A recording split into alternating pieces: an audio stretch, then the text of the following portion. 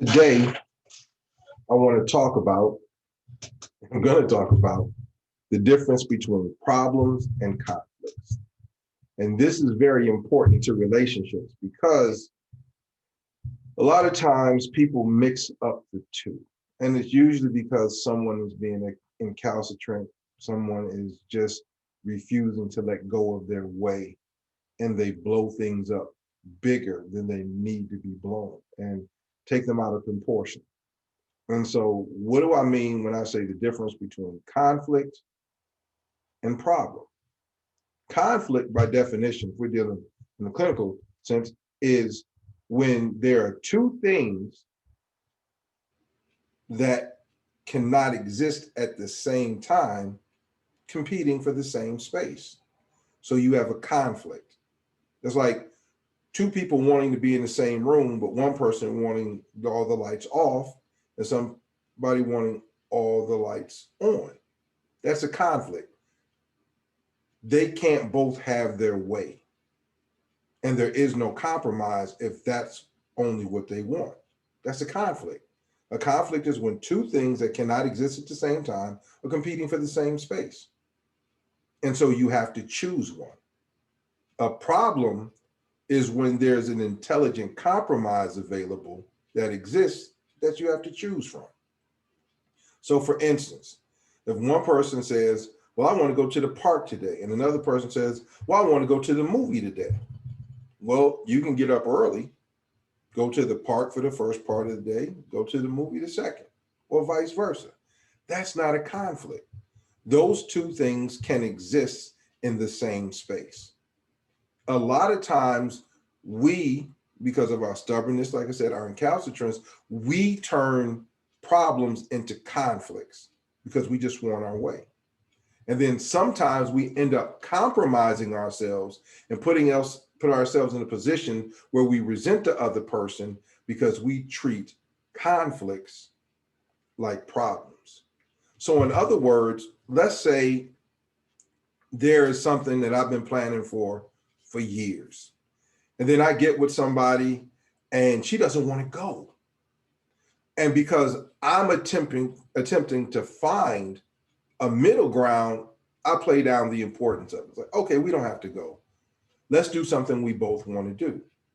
That's going to breed contempt.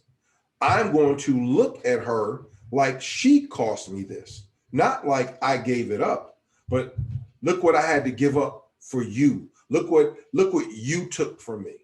Because I treated a conflict like a problem. What I need to say is, no, I've been planning this for years and I'm not willing to give this up. This is part of who I am and what I've been doing. So what we're going to have to do is we're going to have to do the thing that you want to do on another day because I'm not giving this up. And if I do give it up, again, I'm compromising myself and it will breed contempt. But then sometimes we're ignorant and we treat a problem like a conflict, like the movie and the park. And someone says, okay, well, we'll do one part of the day, one part. Well, no, I want to do the park all day because they just don't want to go to the movie. And all of a sudden now you have a problem, you have a conflict because you can't go to the park all day and go to the movie during the day. You just can't do it because we said park all day. And then we know that that person is just being unfair, being unreasonable. And then again, that breeds contempt because you took a workable problem, a workable issue, and turned it into a conflict where someone has to give something up, where someone has to let something go. So, understanding your relationships, the difference between a conflict and a problem. And then, since there always are going to be conflicts, and I'm not talking about major conflicts, sometimes things are going to be just conflicting. It might be two, you have both have people getting married on the same day at the same time. You can't go, and you want both of you want the other one to attend it with you. That's a conflict. And so conflicts don't have to be the end of the relationship, but you do have to set up a problem solving structure so when conflicts come up, you can deal with them without one person always being the one to compromise or let go, and without one person always being the one to get their way. Because again, that's going to breed contempt and anger, because you always get your way. You always get to do what you do. I never get to do what I need to do. Sound familiar? For a lot of you, it is.